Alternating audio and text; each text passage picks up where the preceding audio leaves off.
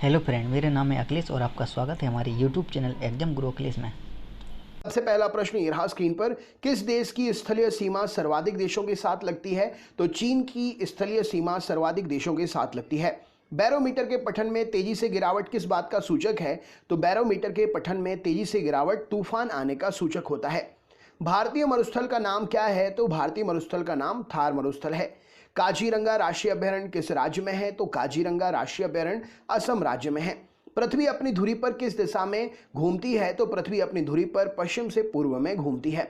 उज्जैन किस नदी के किनारे बसा है? तो उज्जैन क्षिप्रा नदी के किनारे बसा हुआ है। निम्न में से कौन सी धातु बिजली की सबसे अधिक सुचालक है? तो चांदी बिजली की विद्युत की सबसे अधिक सुचालक है। गोबर गैस में मुख्य रूप से क्या होता है? तो गोबर गैस में मुख्य रूप से मीथेन CH4 पाई जाती है। स्वतंत्रता मेरा जन्मसिद्ध अधिकार है और मैं इसे लेकर रहूंगा, किसने कहा था? तो लोकमान्य बाल गंगाधर तिलक जी ने स्वतंत्रता मेरा जन्मसिद्ध अधिकार है और मैं इसे लेकर रहूंगा यह बात कही थी। राज्यसभा के सदस्यों का चुनाव कितनी अवधि के लिए होता है? तो राज्यसभा के सदस्यों का चुनाव 6 वर्ष के लिए होता है। हिंदी भाषा की लिपि कौन सी है? तो हिंदी भाषा की लिपि देवनागरी है। हमारी आकाश गंगा का नाम क्या है? तो दुग्ध मेखला या मिल्की वे हमारी आकाश गंगा का नाम है। हिंदी भाषा का पहला समाचार पत्र कौन सा था? तो उद्दंड मार्दंड हिंदी भाषा का पहला समाचार पत्र था।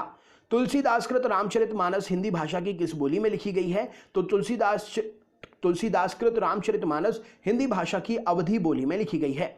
हरियाणा के राज्य कवि कौन कहलाते हैं? तो उदय भानुहंस हरियाणा के राज्य कवि कहलाते हैं। आधुनिक ओलंपिक खेलों की शुरुआत कब और कहां से हुई थी? तो एथेंस यूनान में 1896 में आधुनिक ओलंपिक खेलों की शुरुआत हुई थी। भारत ने किस खेल में ओलंपिक खेलों में 8 बार स्वर्ण पदक जीता है? तो भारत ने हॉकी खेल में ओलंपिक में 8 बार स्वर्ण पदक जीता है। भारत ने आखिरी बार हॉकी में स्वर्ण पदक कब और कहां पर जीता था? तो भारत ने 1980 मॉस्को में आखिरी बार हॉकी में स्वर्ण पदक जीता था। ओलंपिक खेलों का आयोजन कितने वर्षों के बाद होता है? तो 4 वर्षों के बाद में ओलंपिक खेलों का आयोजन होता है। अंतर्राष्ट्रीय ओलंपिक समिति का मुख्यालय कहां है? तो लुसान स्विट्जरलैंड में अंतर्राष्ट्रीय ओलंपिक समिति का मुख्यालय है। 2012 में ओलंपिक कहां पर हुए थे? तो 2012 में ओलंपिक लंदन में हुए थे। ओलंपिक ध्वज में कितने गोले होते हैं? तो ओलंपिक ध्वज में 5 गोले होते हैं।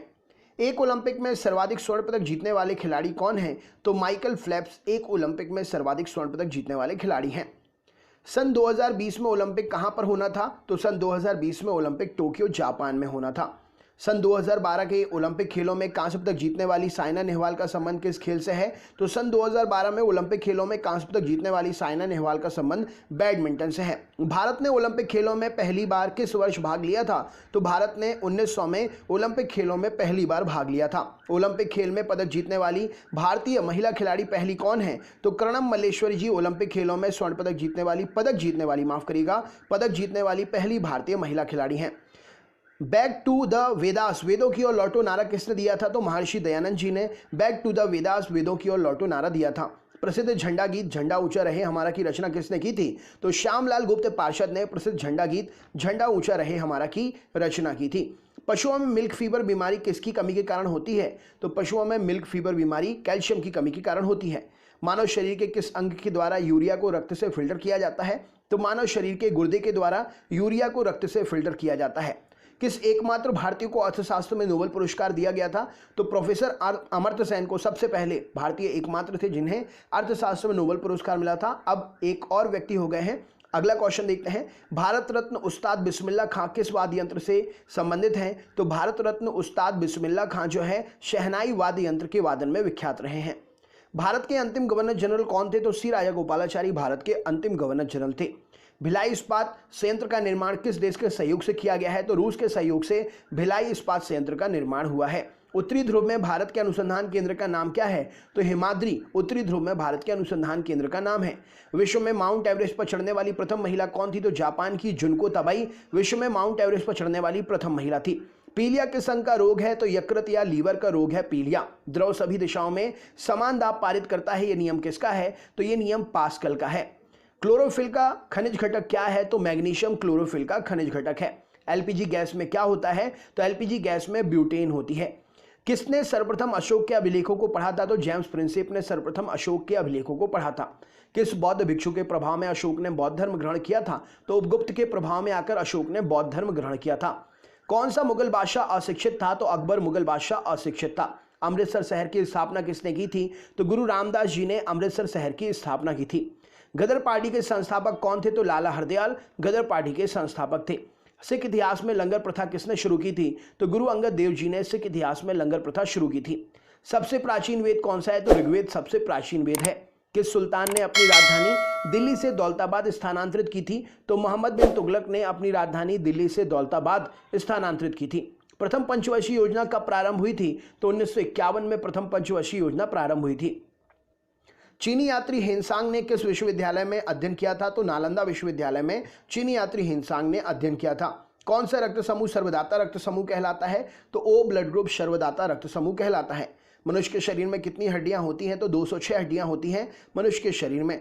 सूर्य के प्रकाश से कौन सा विटामिन प्राप्त होता है? तो विटामिन डी सूर्य के प्रकाश से प्राप्त होता है। मादा एनाफिलीज मच्छर के काटने से कौन सा रोग होता है? तो मलेरिया रोग मादा एनाफिलीज मच्छर के काटने से होता है। टेलीफोन का आविष्कार किसने किया था? तो अलेक्जेंडर ग्राहम बेल ने टेलीफोन का आविष्कार किया था। प्रकाश की गति कितनी होती है? तो 3 लाख किलोमीटर प्रति सेकंड प्रकाश की गति होती है।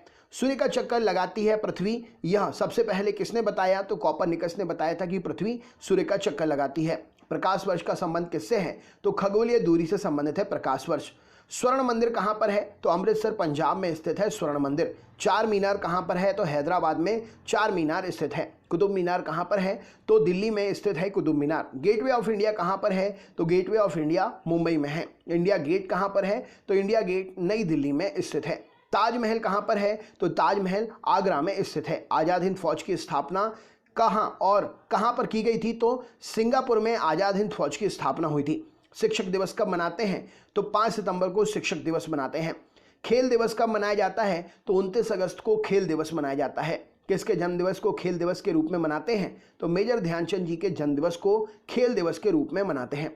विश्व पर्यावरण दिवस कब मनाते हैं? तो विश्व पर्यावरण दिवस 5 जून को मनाया जाता है। करो या मरो का नारा किसने दिया था? तो करो या मरो का नारा महात्मा गांधी जी ने दिया था। जय हिंद का नारा किसने दिया था? तो जय हिंद का नारा जो है नेताजी सुभाष चंद्र बोस जी ने दिया था। दिल्ली चलो का नारा किसने दिया था? तो यह भी नेताजी सुभाष चंद्र बोस जी ने दिया था। वेदों की ओर लौटो नारा किसने दिया था? तो दयानंद सरस्वती जी ने वेदों की ओर लौटो नारा दिया था। इंकलाब जिंदाबाद का नारा किसने दिया था? तो भगत सिंह जी ने इंकलाब जिंदाबाद का नारा दिया था। तुम मुझे खून दो मैं तुम्हें आज़ादी दूंगा का नारा किसने दिया था? तो नेताजी सुभाष चंद्र बोस जी के द्वारा तुम मुझे खून दो मैं तुम्हें आज़ादी दूंगा का नारा दिया गया था। आराम हराम है का नारा किसने दिया था? तो जवाहरलाल नेहरू जी ने आराम हराम है का नारा दिया था। जय जवान जय किसान का नारा किसने दिया? तो लाल बहादुर शास्त्री जी ने जय जवान जय किसान का नारा दिया था। मारो फिरंगी को का नारा किसने दिया? तो मंगल पांडे जी ने मारो फिरंगी को का नारा दिया था। सर्वरोशी की तमन्ना अब हमारे दिल में है, देखना है जोर कितना बाजुए कातिल में है, यह नारा किसने दिया था? तो राम प्रसाद बिस्मिल जी ने कहा था सरफरोशी की तमन्ना अब हमारे दिल में है, देखना है जोर कितना बाजुए कातिल में है। भारत का नेपोलियन किसे कहा जाता है? क्या उत्तर हो जाएगा? तो भारत का नेपोलियन समुद्रगुप्त को कहते हैं, सही उत्तर हो जाएगा।